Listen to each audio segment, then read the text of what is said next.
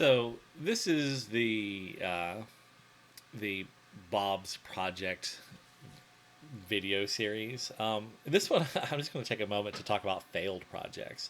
Uh, some things that I sunk, time and effort into that got nowhere. Um, most most recently, let's talk about let us listen to one another. I set up a project where I was going to mail a letter to every U.S. senator, currently seated U.S. senator. And I was kind of I was writing like two letters a week, and then I got to where I was writing like 6 letters at a go, and then taking a few weeks off. Um, Ended up writing, I guess, probably like, I don't know, 16 to 20 of our senators, I think, is where I got. Um, and I was asking them 2 questions. Question one, what is your favorite song? And question two is, who is someone from the opposing party who you consider a good friend? Uh, what I was trying to do with this was trying to kind of humanize people a little bit. Like, yes, you may not agree with their politics. You may violently hate their politics. Well, not violently. Don't violently hate anything, but you may rabidly hate someone's politics. But um, the idea there was maybe trying to show that, hey, these are people too. Like, if you knew this person in real life, you'd probably, there's a good chance that y'all would be friends. Maybe. I mean, I don't know, but the idea was just trying to soften the discourse a little bit. The idea being that once you know that, hey, you know what, I don't like pick your senator here, but man, we actually have the same song. Maybe we have more in common than we thought. That was the idea. Shockingly, in this day and age, it was not popular. I had so little interaction. I mean, virtually nil. The Cult of Crimson, which is so incredibly niche, you have to like Venn diagram of Lovecraftian horror and Alabama football. That tiny niche of people is what that targets. It's far more popular than Let Us Listen to One Another ever was. Um, so yeah, it didn't take off. I had made a nice website for it. I did. I'd written all these letters. Only ever got 2 responses back. I actually got a really nice letter back from Richard Shelby, uh, and I got a okay form letter back from Joe Biden. That was it. So even the people I was trying to help humanize didn't give a fuck. So, yay! um, Other stuff I've done. I For a while there, we were making short movies under a thing called World Shaper Productions. You can actually see all the videos we made. They are of wildly varying quality. Some of them I'm actually fairly happy with for considering our skill set, equipment, and resources. I'm pretty pleased. I could do with some better editing, but I was pretty happy with how they turned out. Mostly Bridges. I kind of liked how Bridges turned out. Um, but we kind of that was really just me and another guy. We're kind of really ramrodding that project. I'm not going to name him, but he his personal politics got pretty extreme, and I just didn't want to be in any way associated with that. So I backed out, and we've just never done anything with it since. All the videos are still up. I don't even know how to go in. I don't think I even know what email address I used to get into those. So they're just there forever. They live on YouTube now. But it was a lot of fun. I would definitely like to go back and do that at some point. Uh, I've done a couple podcasts that I have dropped. One I did Plug Ugly Radio for a while. It was a music-based podcast, but I was doing that as part of this when I was a member of the Plug Uglies. But I'm not a member of the Plug Uglies anymore, so I felt it would have been wrong for me to keep that going, using their name when I'm not part of that organization. So I closed it down. Um, I then started to do a similar podcast just under my own name, the TalesbyBob podcast. Uh, and that podcast ended up being a surprising amount of work. Uh, the main reason why this is going to sound so stupid, I asked all the bands to send me MP3s. The software that I was using to make those podcasts, it pretty much had to be an MP3 or a WAV file. I think it was those two, but I think maybe it was just MP3s. I can't remember now, but we'll just say that MP3s were the file type I needed them to be in. And easily half the bands, now I'll say this, it's very awesome of bands to just send me their tracks and say, hey man, you can play this on your podcast, you know, no charge, whatever.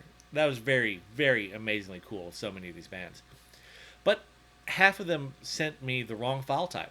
So I'd have to go in and convert all these files before I could upload them. And yeah, it's not that hard, but it was just another step on something that was already a really lengthy process because I was having to, cut little intros for every one of these songs, and it ended up being a lot. And it was a lot of record keeping, to keep track of what songs have been used. I'm trying to organize folders, and it sounds really petty now that I'm saying it out loud, but I don't know, like I'm really busy. Like, for example, these videos of my projects videos, I've been trying to find the time to do them for it's been on my to-do list. I make a to-do list every week. It's been on like probably like 7 weeks to-do list, and I'm just now getting the time to sit down and kind of crank these out.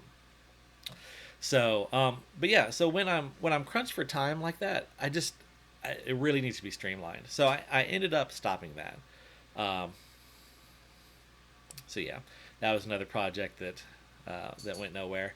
I've run a bunch of Facebook groups of varying. Oh, hello, Parker, the office cat, is letting his presence be known. I've run a lot of Facebook groups, depression support groups, weight loss groups, things like that, and they do well for a while, and then people just kind of stop, and I do too. So, but yeah, so I mean, there's tons of projects out there. Like I know, like sometimes people tell me like, man, how do you just do all the things you do? And the truth of the matter is, poorly.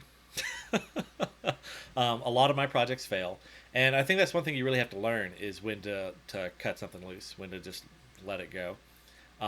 Because I've had to let a lot go over the years. That includes writing projects. There's a lot of writing projects that I've just realized that I can't devote the time to do. I've got a great idea for a choose your own adventure style nautical Cthulhu novel. But it's just that style of writing is so much more time consuming than the writing I typically do. One day I would love to write that. That's going to be more of a project for full-time writer Bob, not part-time writer Bob. Another project that I had. I can't believe I can just think of so many. I ran a Fiverr for a long time. I actually have a Fiverr now that I'm, again, thinking of not closing down, but putting on hiatus for a little while.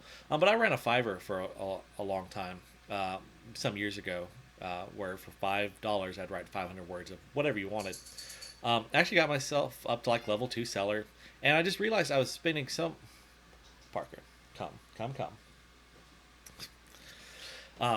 I was spending so much time writing other people's stuff. I wasn't writing my own, so I closed that Fiverr down, and I regret it because it was actually under, TalesbyBob.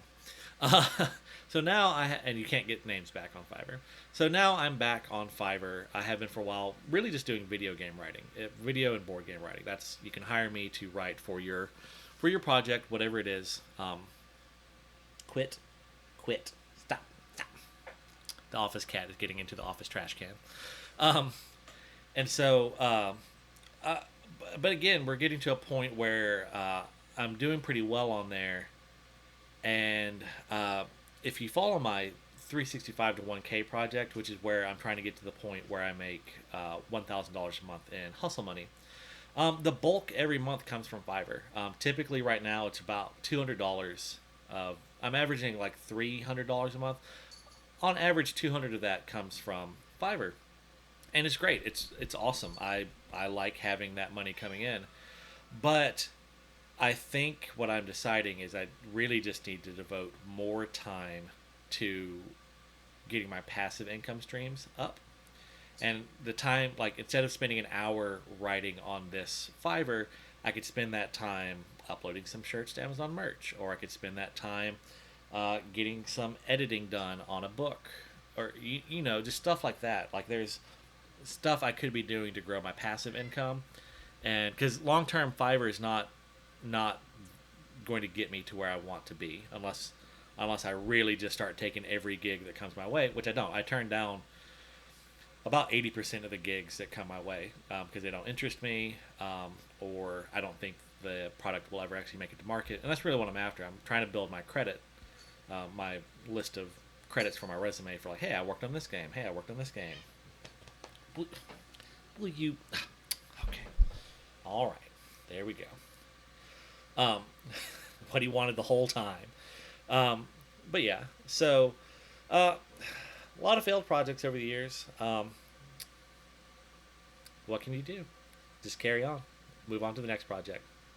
That and just get some hair on me and go. Great, love it, love it. Yeah. So I guess the moral of that story is don't be afraid to fail because it doesn't really hurt anything. You just have wasted a little time, but you've probably learned things along the way. Which every one of these projects, I've learned stuff. I learned a lot of cool stuff when I was doing the Let Us Listen to One Another on like some of the web design type stuff that I can do through GoDaddy. So made that worth it there. And actually that's also where I really learned started really making myself learn hashtags. So that's paid huge dividends on the Hilltop Howlers, and to a lesser degree, TalesbyBob. So, yeah. Cheers.